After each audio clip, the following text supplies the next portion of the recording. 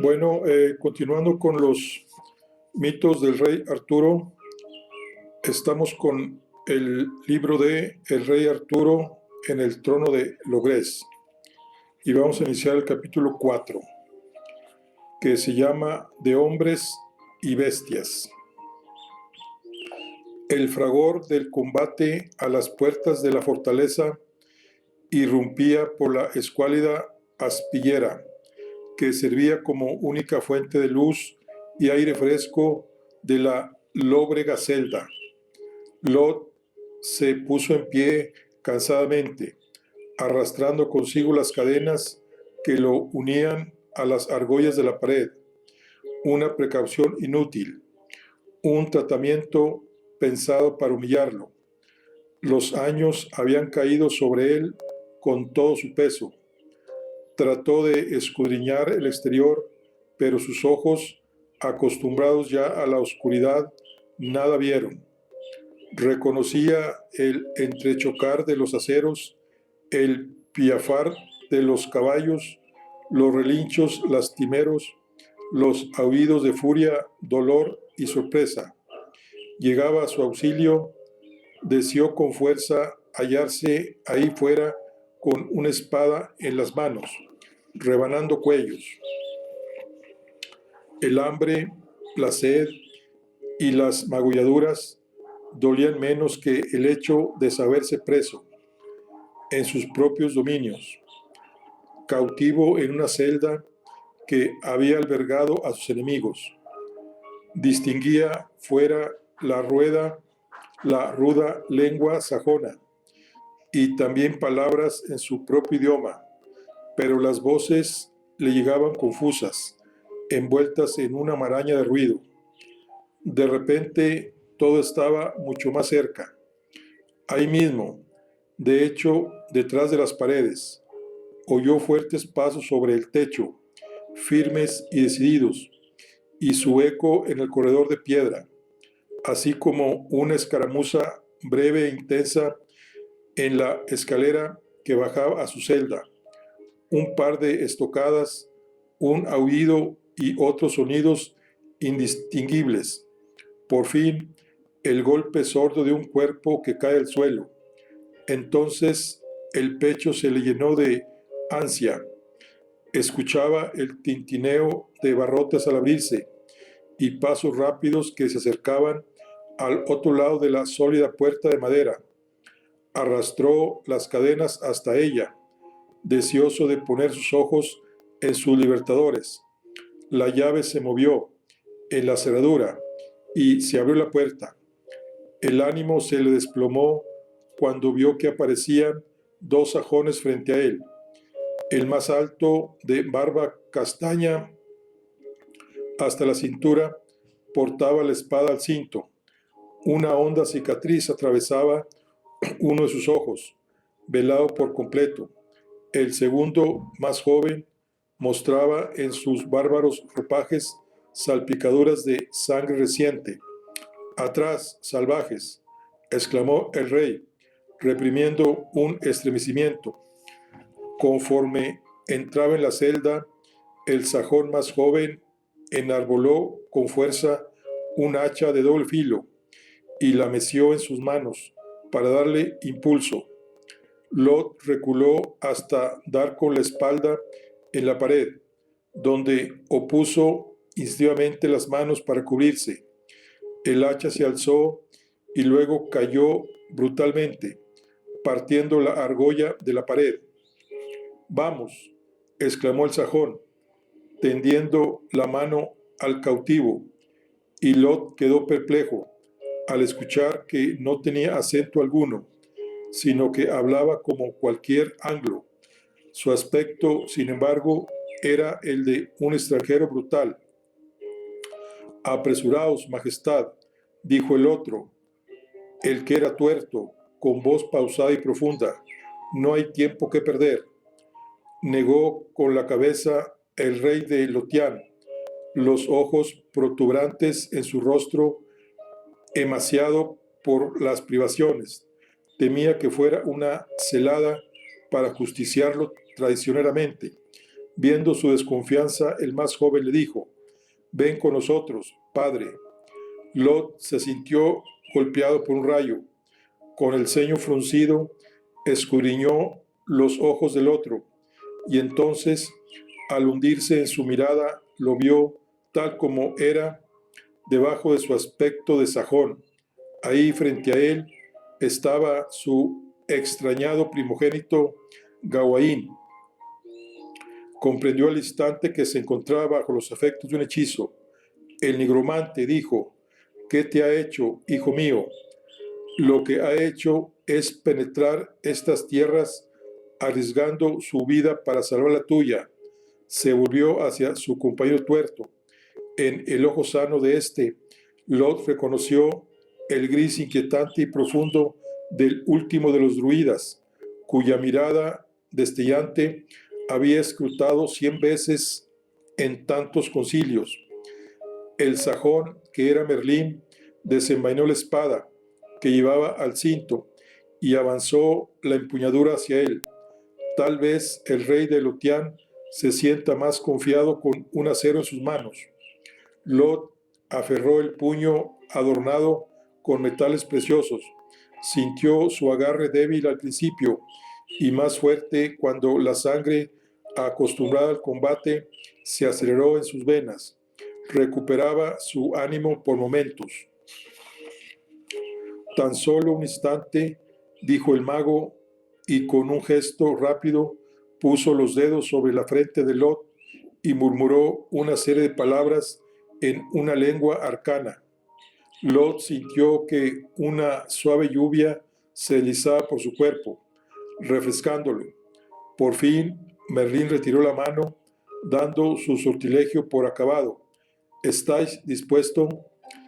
El rey se miró las manos. Sus arrugas habían desaparecido. Sus dedos eran más cortos, más rudos. Gruesas filigranas azules los cubrían. Sus ropas habían desaparecido bajo vastas pieles y cueros propios de los sajones. Se mesó la rojiza barba que se derramaba sobre su pecho. Solo le llevó un instante reconocerse. Sus ojos, cuando los alzó, mostraban su severidad habitual, su proverbial decisión. «Lo estoy». Los tres ascendieron rápidamente los peldaños de la escalera. Lot esquivó los cuerpos de los guardianes, uno degollado en el suelo y el otro aplastado contra la pared por una fuerza sobrehumana. El estruendo de la refriega que continuaba frente al castillo llegaba hasta ellos cada vez más poderoso. ¿Quién luchaba ahí? Era solo una distracción para dar tiempo a sacarlo del castillo. Había varios lugares por donde podía escabullirse. Quien conociera bien la fortaleza, la poterna del muro norte, las cisternas en la base del talud, bien lo sabía su hijo. Un peso comenzó a ahogarlo mientras se apresuraban por los corredores, desiertos de centinelas, pues todos se hallaban en la pelea. Comenzaba a sospechar que si aquel rescate salía bien, se vería obligado a dar su agradecimiento a quien jamás hubiera pensado. Quizá recuperase su libertad, pero se le venía encima decisiones muy duras, decisiones que no le apetecía tomar, aunque lo haría si así tenía que hacerlo. Era Lot de Lotián, un hombre de honor por encima de cualquier cosa.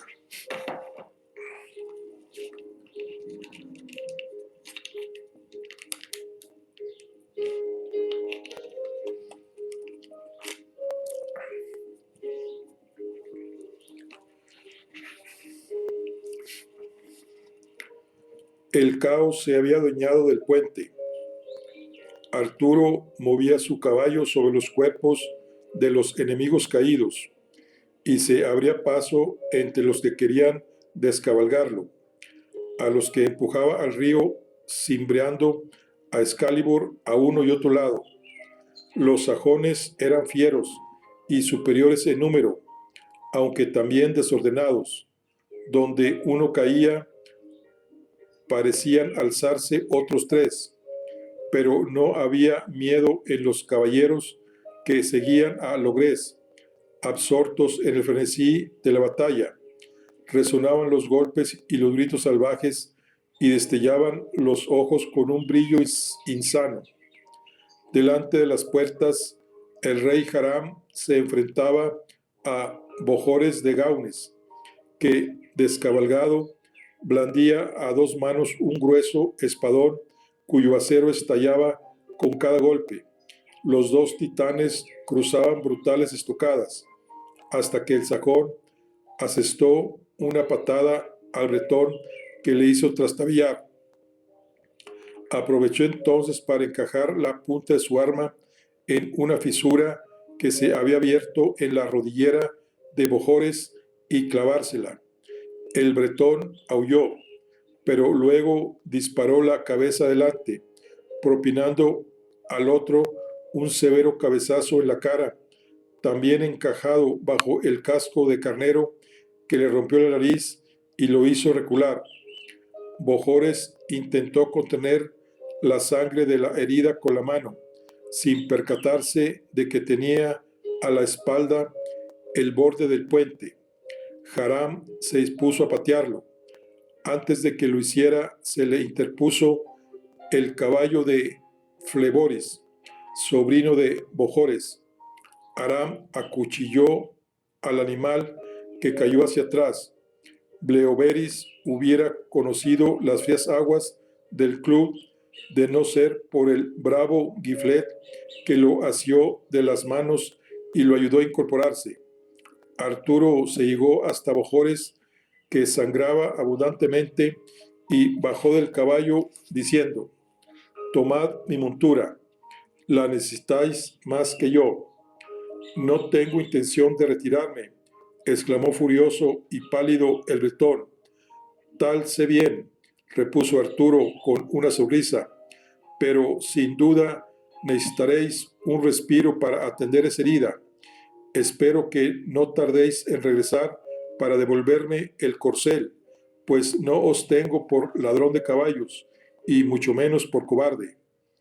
El bretón le agradeció con la mirada el esfuerzo por mantener intacto su orgullo. Qué bien lo conocía su amigo. Con su ayuda se encaramó en el caballo y lo azuzó para apartarse de la refriega. Arturo se giró justo a tiempo para detener una estocada traicionera. Era el rey Haram, más alto y corpulento que él. Los dibujos de su rostro y los gruesos y requebrajados cuernos de carnero lo asemejaban a una bestia de las antiguas leyendas. El sajón sonrió, mostrando unos dientes rojos teñidos por la sangre que le manaba de la nariz debido al golpe que le había propinado Bojores. Arturo desvió su estocada con el escudo y la devolvió en un contraataque que bloqueó el otro con aire chulesco. Entonces, cubriéndose con el escudo, Arturo lo usó para golpear el rostro de su enemigo en la nariz rota. El sajón se dolió y escupió sangre, y luego se aferró al broquel de su oponente con intención de quitárselo. Los combatientes resbalaban por el suelo, manchado de barro y sangre. El rugido de Clut ocultaba el crujir de los huesos rotos, pero no los alaridos de los infortunados que caían a sus aguas. Kay empujó a uno de ellos y perdió su espada, clavada en el hombro del otro. Se hizo con una seax y desgarró la garganta de un enemigo que se disponía a atacar por la espalda a Sir Lucan. A su lado, un corpulento sajón alzaba el brazo para aplastar la cabeza de Kate con su maza. El joven Giflet se inclinó hacia él y le dio un tajo como pudo, cortándole los muslos, con lo cual el otro se vino al suelo. Ahí lo remató, atravesándole el pecho, una hoja acertada en la mano de otro combatiente. Era una danza. una danza macabra, caótica y extenuante que ejecutaban los guerreros con destreza y que no terminaría hasta que todos los de un bando o del otro yacieran en el suelo, desangrados, vacíos de vida. Arturo jadeaba. Haram logró arrancarle el escudo de la mano y lo lanzó al vacío. Se abalanzó entonces contra él, que no tuvo tiempo de alzar a Excalibur.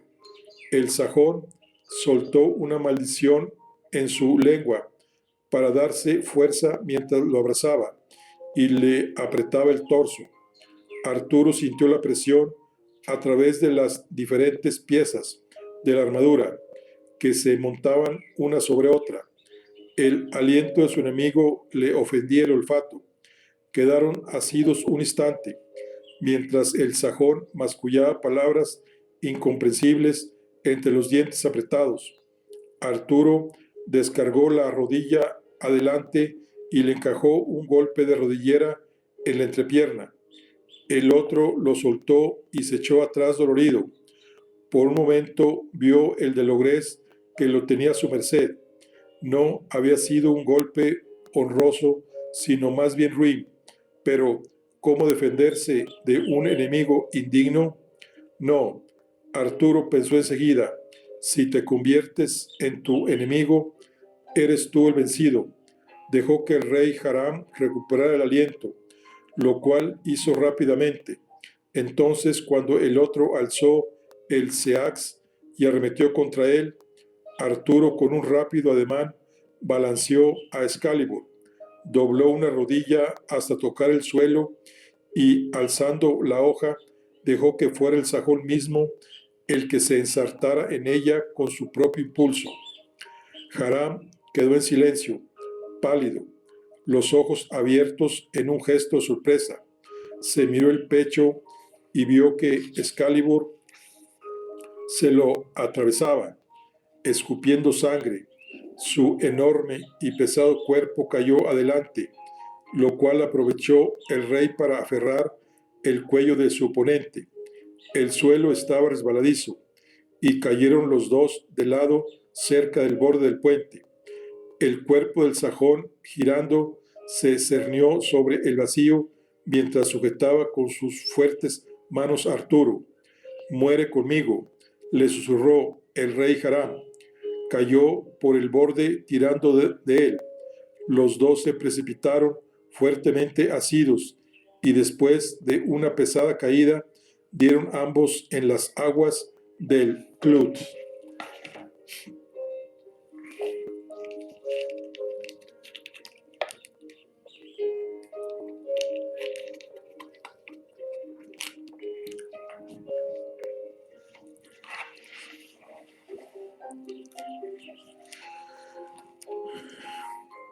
El impacto de la gélida corriente dejó sin respiración a Arturo. Los dos cuerpos se vieron arrastrados hacia el estuario, pues el río bordeaba el castillo y se fundía con el Leamá antes de derramarse furioso en el mar. Arturo se revolvió mientras la corriente los empujaba, porque el peso de Haram tiraba de él hacia el fondo. El sajón estaba muerto, pero sus dedos agarrotados no soltaban su cuello. Atrás iban quedando los gritos que lo llamaban desde el puente, los lamentos de los suyos, ahogados por los estruendosos rugidos de las aguas. El peso muerto le hacía cada vez más difícil mantener la cabeza fuera del agua. Haciendo al sajón del yelmo de carnero, Arturo se impulsó hacia atrás para sacar la espada de su pecho. Fue entonces cuando se relajaron los miembros del otro y se desarmó su presa. El cadáver de Haram se hundió, aunque tarde o temprano volvería a la superficie para unirse a los demás cuerpos que flotaban hacia el mar. Sintió entonces Arturo su propio peso. La armadura le impedía nadar. Se deshizo del yelmo y se arrancó los guanteletes. Luego se sacó sin desanudar los avambrazos, los codales, los guardabrazos, hasta las sombreras. Abandonó también todas las piezas de las piernas, los escarpes, las grebas, las rodilleras, la protección de los muslos. Bració con una sola mano al límite de sus fuerzas para no soltar a Excalibur. Mientras se esforzaba por no hundirse, perdió por fin el peto de la coraza y el espaldar, aunque siguió lastrando por la cota de malla. Antes de llegar a la orilla, se asió a las ramas de un árbol que se sumergían en las aguas. Las usó como arrastre para reptar hasta la maleza.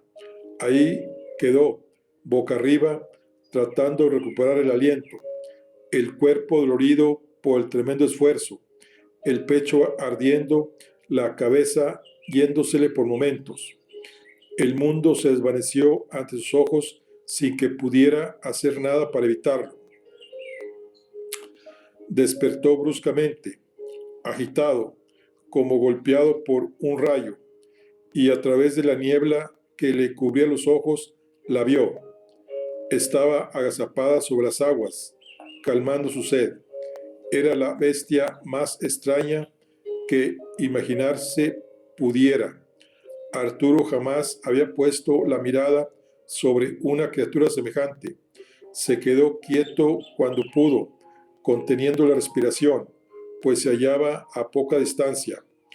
Los cuartos traseros y el cuerpo del animal eran los de un gran felino moteado, pero sus patas se asemejaban a las pezuñas de un ciervo, el más grande del que se hubiera tenido noticia.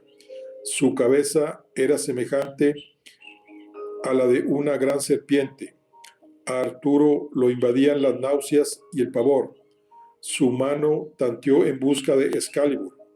Entonces fue cuando la bestia, sin advertir su presencia, abrió las fauces y de ellas escapó un sonido terrible y penetrante, como si un centenar de lobos aullaran al mismo tiempo, de furia y dolor.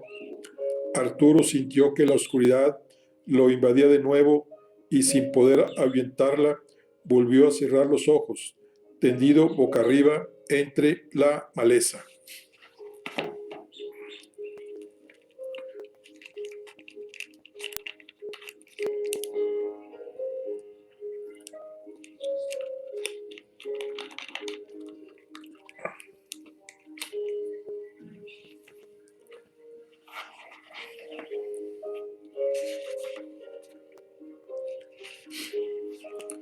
Los rodeaban pinos, abedules, cervales y enebros. Subieron al empinado repecho a tanta velocidad como sus pertrechos y sus cansados miembros les permitieron. Habían perdido todos los caballos. Se detuvieron en la cima de la loma, señalada por una antigua piedra del tamaño de 2 hombres que se hallaban ahí, guarecida entre los árboles, desde mucho antes de que los primeros anglos hollaran aquellas tierras habitadas por otros pueblos con otros dioses. Desde ahí se vislumbraba a lo lejos la alta fortaleza y el maltratado puente, cubierto de los restos de la batalla.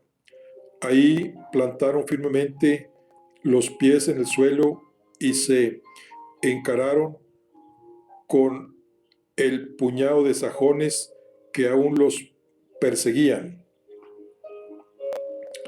Los sajones tenían la pendiente en contra, los caballeros en la cima. Formaron un corro alrededor de la piedra y los esperaron, causándoles grandes daños desde lo alto antes incluso de que llegaran. Ambos bandos se batían, consumidos por la rabia tras haber visto caer a sus caudillos, pero esa rabia causaba desorden y torpeza en unos que dejaban de saber a quién seguir ni qué sucedería en adelante, y bien, al contrario, disciplina en los otros, que sentían sobre los hombros la responsabilidad de sostener el preciado edificio que se había visto tan gravemente maltratado. Con todo, los sajones no dejaban de llegar y acosar a los caballeros, mientras que éstos resistían al límite de su capacidad, llenando la corona de la colina de cadáveres enemigos. Llegó un momento en que frenó la afluencia de sajones, e incluso los últimos que habían aparecido decidieron dar la vuelta en el último momento ante el espectáculo de la matanza que tenían delante. Apenas quedaban media docena de ellos cuando llegaron los últimos tres remontando la pendiente. Se incorporaron a sus compañeros y entonces de repente se volvieron hacia los suyos y los atacaron, dejándolos incapaces de reaccionar, perplejos. En un instante degollaron a unos y ensartaron a otros. Al fin quedaron los tres entre los cadáveres de los caídos. El más fiero de ellos era un guerrero de barba cobriza, con el cráneo cubierto de verdes filigranas. Había asesinado a los suyos con un éncono inusitado, profiriendo ásperos bramidos de cora, hasta acabar jadeante, la mano al pecho, aquejado de un repentino agotamiento. Terminada la contienda, el rey Ban se acercó a él. Salve, rey Lot de Lotián. El rey Lot sintió como si el velo que lo separaba del mundo se alzara de repente y una suave brisa despejara sus pensamientos. Se miró las manos. Ahí estaban de nuevo, sus dedos largos y huesudos, sus ropas ajadas por el largo cautiverio. Se volvió hacia sus rescatadores y vio que volvían a tener el aspecto de su hijo y del último de los druidas. Salve, majestades y bravos caballeros. Alzó la barbilla, su voz contenida y tensa. Estoy en deuda con vosotros. Miró entonces en tono suyo con expresión severa, pero no halló lo que buscaba. Parecía extrañado. En ese preciso momento, Merlín se percataba de lo mismo. ¿Dónde está Arturo?, preguntó el mago, su voz grave, apenas aquejada de un leve temblor. Todos callaron. El gesto demudado. Algunos miraron al suelo, otros a la lejanía. Los ojos de Kay enrojecían. Se dio la vuelta para ocultarlo. Se lo han tragado las aguas del club, reveló, pálido, el rey Bojores, el único capaz de decirlo. Imposible, exclamó Gawain. Merlín frunció el ceño y sus ojos grises se enturbiaron. Yo digo que vayamos a buscarlo, repuso el pecoso Giflet, el más joven de los presentes, sosteniendo en sus hombros al herido Lucán. Bajemos la loma y rodeemos la ribera. Es en verdad lo justo, dijo el rey Lot. Su voz había recuperado su serena contención, su dignidad y su maldo. Sin embargo, el riesgo es demasiado grande. Tú no mandas aquí, le espetó Kay, volviéndose bruscamente con gesto sombrío. Harás lo que se te ordene. El gesto del rey Lot volvió a endurecerse. Si permanecemos en este lugar, dijo, los sajones saldrán a buscarnos con ánimo de revancha. Ya habrán advertido mi ausencia y comprendido la naturaleza de lo que ha sucedido. ¿Queréis perder todo lo que habéis ganado? Kay avanzó hacia él, aturdido, sobrepasado por el dolor, ansioso por sacudírselo de cualquier modo. Desde donde yo estoy, no me parece que haya ganado nada, sino que más bien he perdido lo que tenía. Echó la mano a la espada, lo cual respondió el otro aferrando la suya. Ante las exclamaciones de todos para que se detuviera. Ya Gawain corría a interponerse entre ellos y los bretones a separarlos. Todavía no, querido hermano, se oyó decir a una voz que remontaba la colina. Todos se volvieron al instante. Un sonriente Arturo ascendía hacia la cima, el punto de reunión convenido. Había perdido la armadura y vestía solo la cota de malla. Excalibur resplandecía en su mano. Kay no esperó a que llegara. Fue a buscarlo y se echó en sus brazos, haciéndolo con fuerza. Arturo rió, exhausto, y le dio una palmada en la espalda.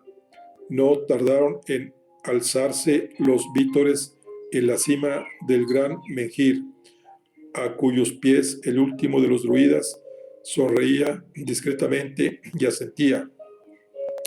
Por un momento había temido que los esfuerzos de toda una vida se hubieran malogrado para siempre, pero no, el mundo no se derrumbaba, no todavía, todo seguía en orden, por el momento.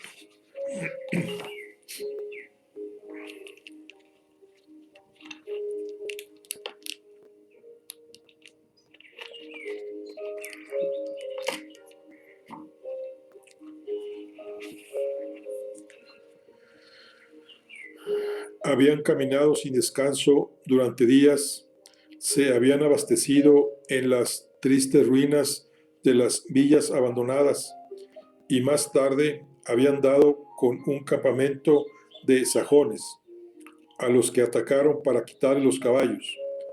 Durante el trayecto no hubo celebraciones, pues sentían aún una honda desconfianza unos respecto a otros.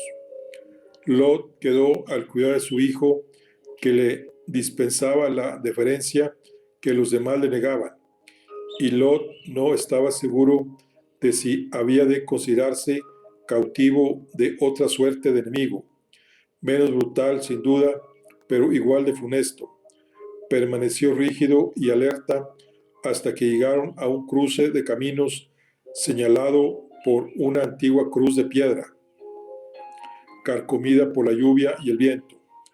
Aquí, en este punto, se separan nuestros caminos, Rey Lot, dijo Arturo, que hasta entonces abría la marcha. Sus palabras fueron recibidas con franca sorpresa por el rey de Lotián. Me temo que no os comprendo, respondió. El camino del sur conduce a Carojáis, donde se encuentran mis aliados y las tropas que me han seguido hasta el norte. Lo señaló con la cabeza. Luego señaló la continuación de la ruta que llevaban.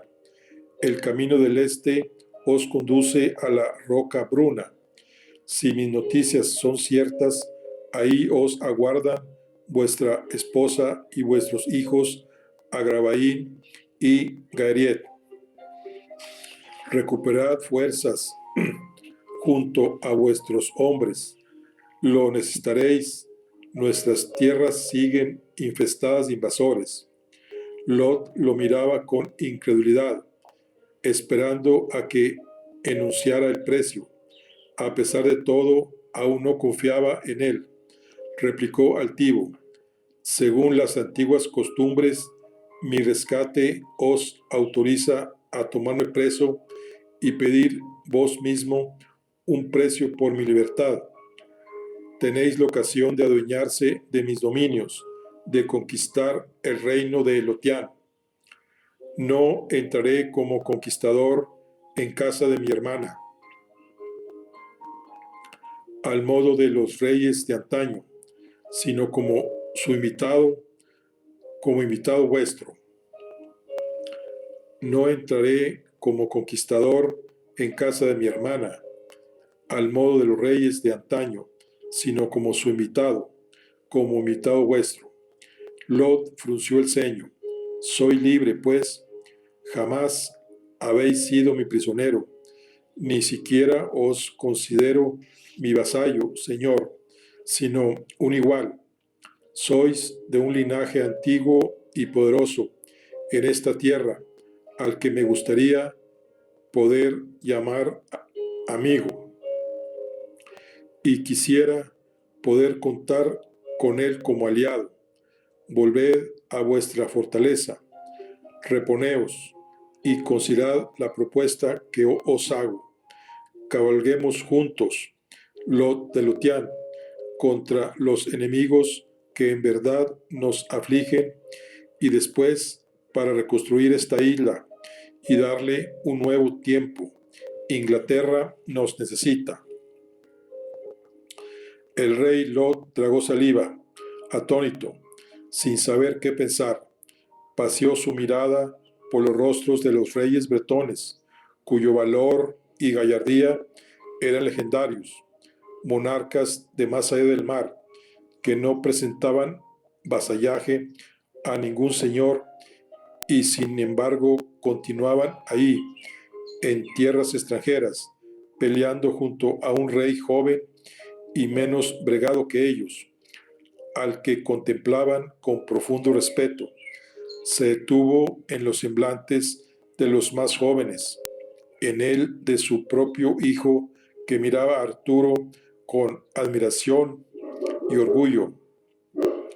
En su interior se quebró algo que hasta entonces había sido rígido, tenaz, indestructible.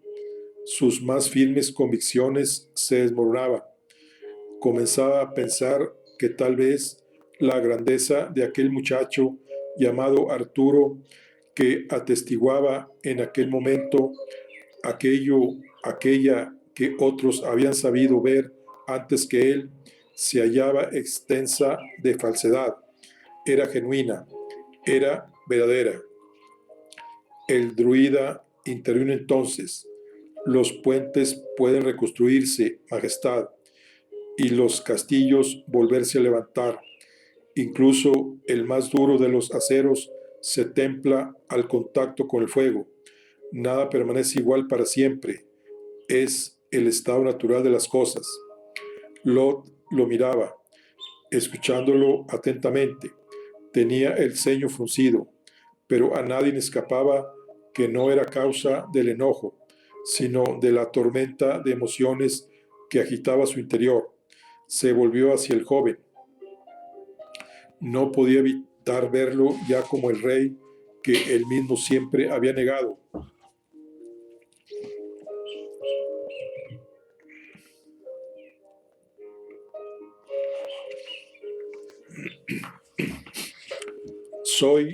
Sois un rey como no he visto otro, Arturo Pendragón. Arturo inclinó la cabeza con un gesto de humildad y agradecimiento. Por primera vez, desde que sacara la espada de la piedra, Lot de Lotián, el más orgulloso de los 11 reyes rebeldes, lo reconocía como soberano. Todos intercambiaron miradas mudas, conteniendo el sentimiento que los embargaba, conscientes de la relevancia del momento. Con el reconocimiento de Lotián, el camino quedaba expedito para la coronación de Arturo. Id en buena hora, rey del norte, hasta nuestro próximo encuentro. Se despidió el joven, contenido. Dirigió las riendas del caballo hacia el sur. Lo siguieron sobre sus monturas a paso calmado el druida y los reyes bretones, y los jóvenes caballeros que tan valerosamente habían luchado. Gawain permaneció con su padre. Hasta más ver, dijo el muchacho a sus compañeros de armas, con la mano en el pecho, el alivio y la alegría aún brillando en sus ojos. Padre e hijo se quedaron a verlos marchar por el camino que llevaba a la lejanía y bella Carojáis, a donde Arturo se erigía en pos de una promesa. Bueno, Aquí concluimos la charla del día de hoy. Estamos con el libro de El rey Arturo en el trono de Logres. Nos vemos en la siguiente. Hasta luego.